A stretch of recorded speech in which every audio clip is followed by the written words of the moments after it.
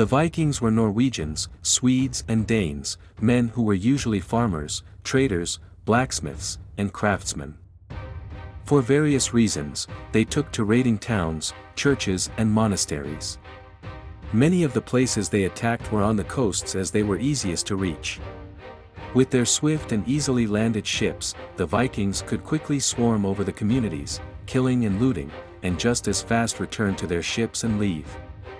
They were gone before any defense or counter-attack could be made. As well as raiders, they were traders, reaching as far east as the rivers of Russia and the Caspian Sea, explorers, sending ships far across the Atlantic to land on the coastline of North America 5 centuries before Columbus, poets, composing verse and prose sagas of great power, and artists, creating works of astonishing beauty.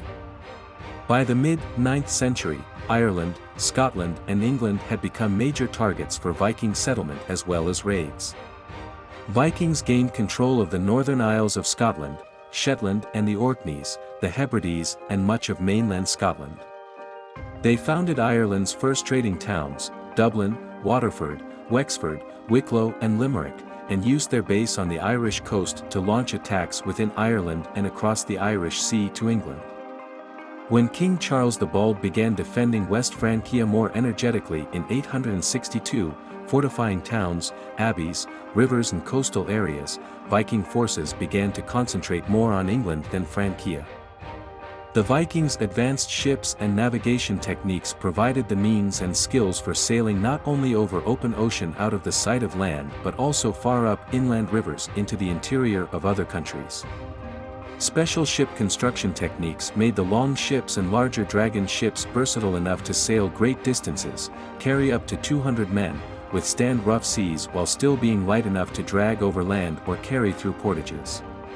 If chosen to die by the mythical Valkyries, a Norse warrior longed to be welcomed by the god Odin into Valhalla, a magnificent hall with a roof thatched with golden shields, spears for rafters, and so large that 540 doors lined its walls. The honored dead, known as the Einherjar, spent all day honing their battle skills against each other in preparation for Ragnarok, the end of the world. Then every night, their wounds magically healed and they partied like only Vikings could. The gods and goddesses venerated by the Vikings are Odin, Thor, Loki, Baldur, Frigg, Freya, Freyr, and Njord. There are many other gods and goddesses in the Norse pantheon, but these received the primary attention in the sagas and Eddas. Odin, the All-Father, the one-eyed seeker of wisdom, god of magic, war and runes, hung himself on Yggdrasil for 9 days and nights to find wisdom, brought the runes to mankind. Or, with his magic hammer Mjolnir, protects mankind in his realm of Midgard, god of warriors.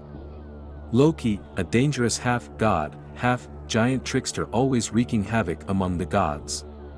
Baldur, son of Odin and Frigg, a beautiful and gracious god, beloved of all, killed by Loki's trickery.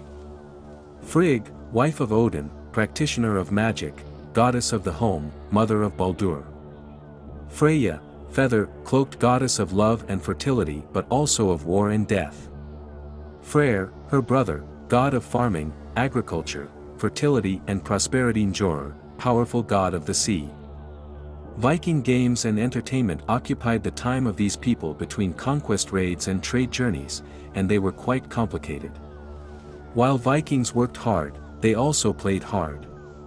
From grave goods and the sagas, we learn that Vikings played board games avidly, carved wooden dolls and toys for their children, played dice and gambled and played rough sports at their feasts and gatherings.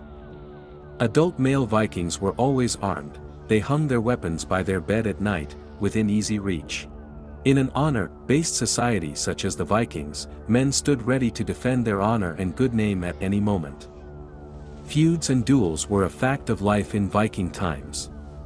The most expensive weapon was the sword, as it took the most iron to make.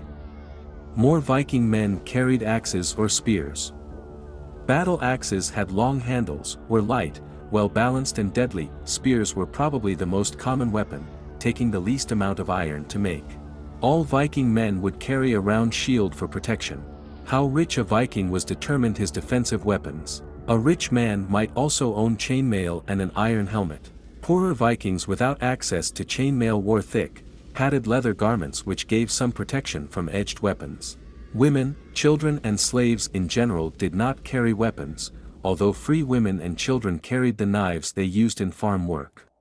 With these simple but effective weapons, Vikings were able to conquer major portions of England, France and Russia. Muscles from hard work and ferocity in battle won Vikings their reputation as feared warriors. Several Viking excavations have turned up razors, combs, tweezers, and even ear cleaners. It turns out these savage warriors cared quite a lot about their personal hygiene. Historians also believe that the typical Viking citizen bathed at least once a week, far more than any other European group during that time. Yet the Viking influence spread from the Middle East to North America, and could not be undone by a single defeat in battle.